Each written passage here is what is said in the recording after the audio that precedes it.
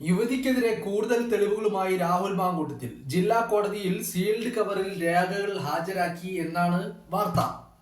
അതായത് രാഹുൽ മാങ്കൂട്ടത്തിൽ യുവതിക്കെതിരെ പെൻഡ്രൈവും ദൃശ്യങ്ങളും ഒക്കെ അടങ്ങുന്ന പെൻഡ്രൈവ് സഹിതമുള്ള തെളിവുകൾ രാഹുൽ മാങ്കൂട്ടത്തിൽ കോടതിക്ക് മുൻപാകെ അഭിഭാഷകൻ മുഖേന സീൽഡ് കവറിൽ ഹാജരാക്കി എന്നാണ് പറയുന്നത്. ഇത് കണ്ടപ്പോൾ എൻ്റെ മനസ്സിൽ തോന്നിയ ഒരു ചോദ്യം എന്ന് പറയുന്നത്, ഈ കാര്യത്തിൽ ഈ കേസിൽ ഇവിടെ ഇര വാദി ആരാണ്, പ്രതി ആരാണ് എന്നുള്ളത് എനിക്ക് മനസ്സിലാവുന്നില്ല. രാഹുൽ മാങ്കൂട്ടം ഇത്രയധികം തെളിവുകൾ ഹാജരാക്കുന്നു എന്ന് പറയുന്നു. കഴിഞ്ഞ കുറച്ച് ദിവസങ്ങളായിട്ട് നിങ്ങൾ മാധ്യമങ്ങളിൽ ഒന്ന് ശ്രദ്ധിച്ചു നോക്കുക.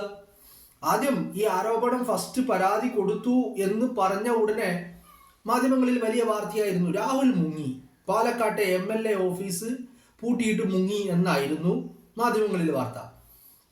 MLA ഓഫീസ് ഈ കഴിഞ്ഞ ദിവസങ്ങളിലൊക്കെ തുറന്ന് പ്രവർത്തിച്ചിട്ടുണ്ട് എന്നുള്ളതാണ് അറിയാൻ സാധിക്കുന്നത്. അതും മാധ്യമങ്ങൾ തന്നെ വാർത്ത ചെയ്യുന്നു.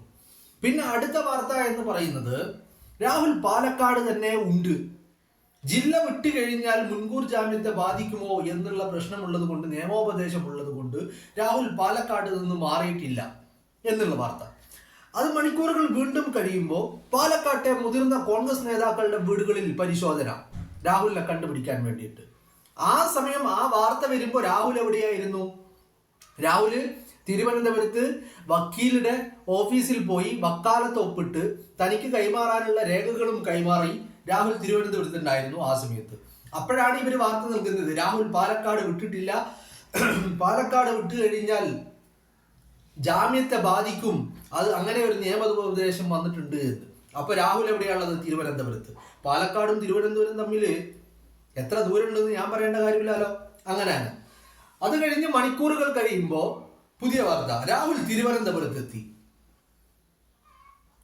രാഹുൽ തിരുവനന്തപുരത്തെത്തി. അതുവരെ വാർത്ത എന്തായിരുന്നു? നിയമോപദേശമുണ്ട്, രാഹുൽ പാലക്കാട് നിന്ന് പോയി കഴിഞ്ഞാൽ, മാറിക്കഴിഞ്ഞാൽ അത് മുൻകൂർ ജാമ്യത്തെ ബാധിക്കുമെന്നുള്ളതായിരുന്നു വാർത്ത.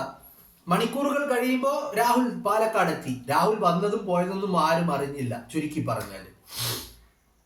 അപ്പൊ അതെല്ലാം കഴിഞ്ഞിട്ട് ഇന്നലെയാണ് രാഹുലിന്റെ വക്കീല് കോടതിക്ക് മുന്നാകെ ഈ പറയുന്ന തെളിവുകളൊക്കെ ഹാജരാക്കിയത്. ഈ തെളിവുകളൊക്കെ ഹാജരാക്കാനുള്ള കാരണം എന്താണ്? അതിൽ ഏറ്റവും പ്രധാനപ്പെട്ട കാര്യം എന്ന് പറയുന്നത്, ഇര കോടതിയിൽ പറഞ്ഞിരിക്കുന്ന അല്ലെങ്കിൽ മൊഴി നൽകിയിരിക്കുന്നത് എന്താണ്? താൻ തന്റെ ഭർത്താവുമായി ഉണ്ടായ വിവാഹം അത് 4 ദിവസം മാത്രമേ ഉണ്ടായുള്ളൂ, ആ വിവാഹ ജീവിതം വെറും 4 ദിവസം മാത്രമേ ഉണ്ടായുള്ളൂ എന്ന് മൊഴി നൽകിയിട്ടുണ്ട്. പക്ഷേ അത് അങ്ങനെയല്ല. അവർ മാസങ്ങളോളം ഒരുമിച്ച് തിരുവനന്തപുരത്തുണ്ടായിരുന്നു. അത് കഴിഞ്ഞ് ഇപ്പോഴും അവർ വിവാഹമോചിതരായിട്ടില്ല എന്നുള്ള കാര്യം പലരും ഇവരെ അറിയുന്ന, പേഴ്സണലി അറിയുന്ന പല ആളുകളും അത് സ്ഥിരീകരിക്കുന്നു, അല്ലേ? ആണ്. അപ്പോ യുവതി പറയുന്നു, അല്ല, ഞങ്ങൾ 4 ദിവസം മാത്രമേ ആ വൈവാഹിക ജീവിതം നീണ്ടു നിന്നുള്ളൂ എന്നാണ് പറയുന്നത്. ആ വിവാഹ ബന്ധം വേർപ്പെടുത്തിയതിനു ശേഷമാണ് രാഹുലുമായി ബന്ധം സ്ഥാപിച്ചതെന്നാണ് യുവതി പറയുന്നത്. അപ്പോൾ അത് അങ്ങനെയല്ലെന്ന് ഈ പറയുന്ന ഇരയെയും അവരുടെ ഭർത്താവിനെയും അറിയുന്ന ആളുകൾ അങ്ങനെയല്ല.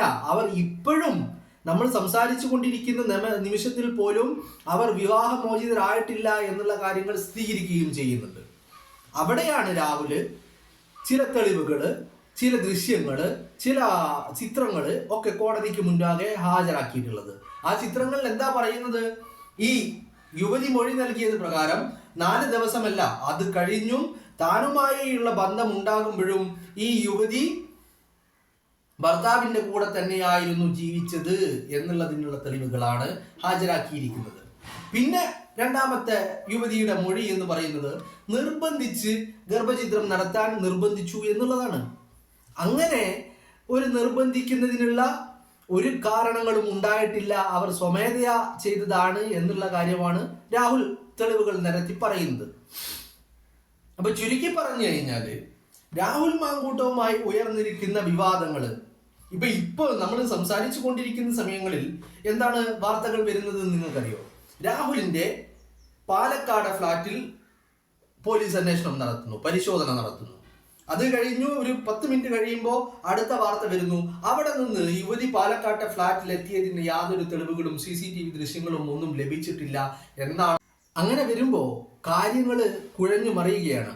ഇപ്പൊ പുറത്തേക്ക് വരുന്ന അതിലൊരു സുപ്രധാനമായ ഒരു വാർത്ത എന്ന് പറയുന്നത്, മാധ്യമങ്ങൾ പറയുന്നത് പോലെയല്ല കാര്യങ്ങൾ. ഈ പരാതി പിൻവലിക്കുവാൻ താൻ തയ്യാറാണെന്നുള്ള വിവരം യുവതി ചില ആളുകൾ എന്ന് പറഞ്ഞു കഴിഞ്ഞാൽ ഈ പറയുന്ന നിയമപരമായി നീങ്ങണം, പരാതി കൊടുക്കണം, രാഹുലിനെതിരെ പരാതി കൊടുക്കണം എന്ന് പറഞ്ഞ് യുവതിയെ അതിന് പ്രേരിപ്പിച്ച ആളുകൾ, അവരോട് യുവതി ഞാൻ പരാതി പിൻവലിക്കാൻ പോവുകയാണ് എന്നുള്ള കാര്യം സംസാരിച്ചു എന്നുള്ള വാർത്തകളാണ് ഇപ്പോൾ പുറത്തേക്ക് വരുന്നത്. അതിനുള്ള കാരണം എന്ന് പറയുന്നത്, രാഹുൽ ചില തെളിവുകളും ദൃശ്യങ്ങളും വീഡിയോകളും അല്ലാതെയും ഒക്കെ ആയിട്ടുള്ള 9 തെളിവുകൾ ഹാജരാക്കി എന്നാണ് പറയുന്നത്. സീൽഡ് കവറിലാണ് ഈ തെളിവുകൾ ഹാജരാക്കിയിട്ടുള്ളത്. അപ്പോൾ അതിൽ എന്താണ് 9 തെളിവുകൾ എന്നതിനെ കുറിച്ചൊന്നും വ്യക്തമായ ധാരണകളില്ല. വക്കീല് പറഞ്ഞതനുസരിച്ചുള്ള ചില കാര്യങ്ങളാണ്, അറിവാണ് ഇതൊക്കെ. അപ്പോ ഈ തെളിവുകളൊക്കെ ഹാജരാക്കി കഴിഞ്ഞതിൽ പിന്നെ യുവതിയുടെ ചില മൊഴികൾ യുവതിക്ക് തന്നെ പണി അല്ലെങ്കിൽ അത് തിരിച്ചടിയാവുന്ന ഒരു ഘട്ടത്തിലേക്കാണ് കാര്യങ്ങൾ നീങ്ങിപ്പോയിക്കൊണ്ടിരിക്കുന്നത്. എന്ന് പറഞ്ഞാൽ ഈ പരാതിയുടെ അസ്തിത്വത്തെ, അടിസ്ഥാനത്തെ പോലും ചോദ്യം ചെയ്യുന്ന രീതിയിലുള്ള ചില തെളിവുകളാണ് രാഹുൽ മാങ്കൂട്ടം കോടതിക്ക് മുന്നാകെ ഹാജരാക്കിയിട്ടുള്ളത്. അതിൽ പ്രധാനമായിട്ടും ഒരു തെളിവെന്ന് പറയുന്നത്, ഇവർ ഭർത്താവിന്റെ കൂടെ ആയിരുന്നു, താനുമായി ബന്ധമുള്ള സമയങ്ങളിൽ പോലും ഭർത്താവിന്റെ കൂടെ തന്നെയായിരുന്നു ഈ യുവതി എന്നുള്ളതിനുള്ള തെളിവുകളാണ്. മറ്റൊന്ന് എന്ന് പറയുന്നത്, ഒരു ചാനൽ മേധാവി, ആ ചാനൽ മേധാവി ഈ യുവതിയെ രാഹുലിനെതിരെ പരാതി കൊടുക്കാൻ നിർബന്ധിക്കുന്നതിന്റെ ചില തെളിവുകളാണ്.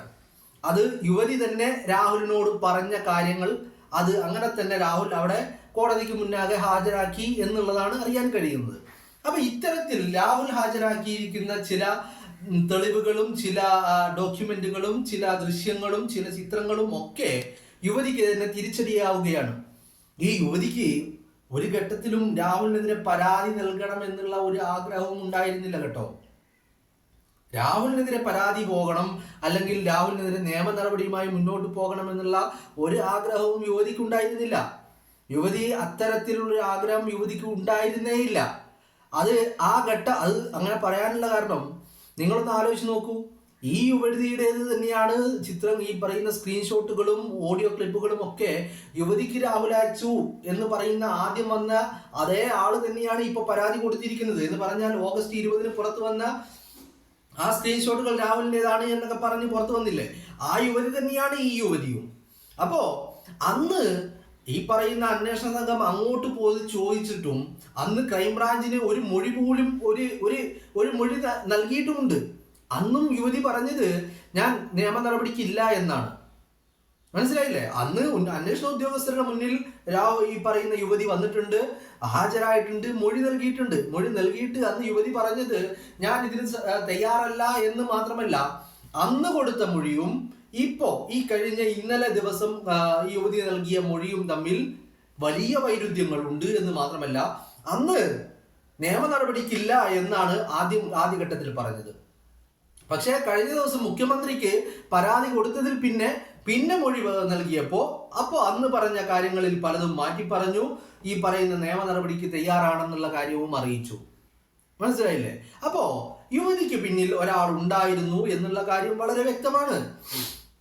അതുകൊണ്ട് തന്നെയാണ് ആ ഒരാൾ എന്ന് പറയുന്നത് യുവതി ആദ്യത്തെ മെസ്സേജ് പോലും രാഹുലിനെ സമീപിച്ചത് പോലും ഈ ഗൂഢാലോചനയുടെ ഭാഗമായിട്ടായിരുന്നു.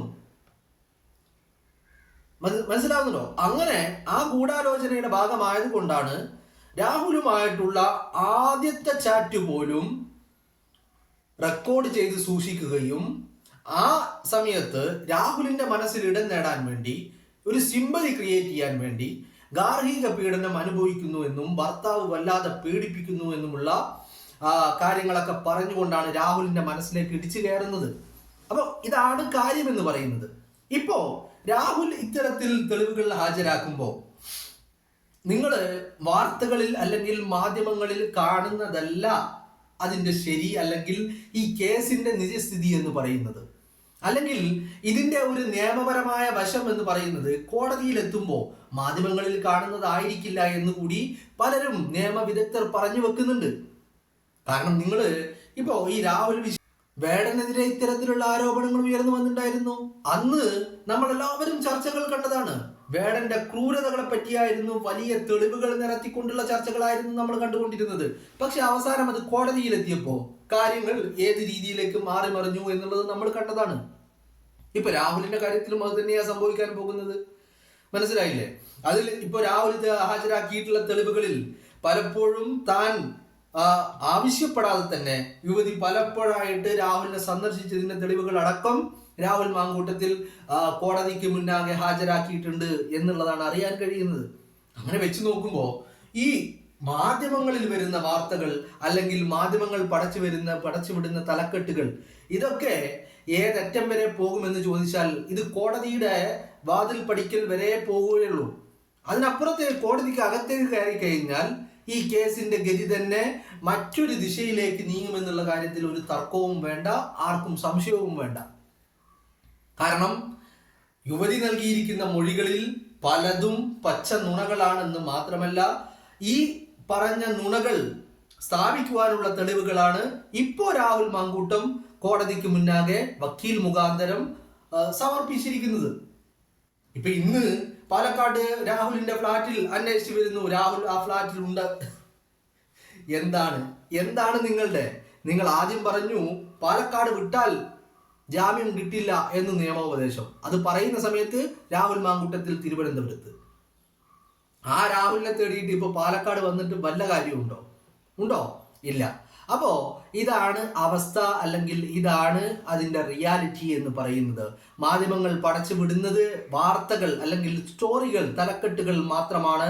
കോടതിയിൽ ഈ കാര്യങ്ങൾ തകർന്നു വീഴുമെന്നുള്ളത് തന്നെയാണ് നിയമ വിദഗ്ധർ ചൂണ്ടിക്കാണിക്കുന്നത്.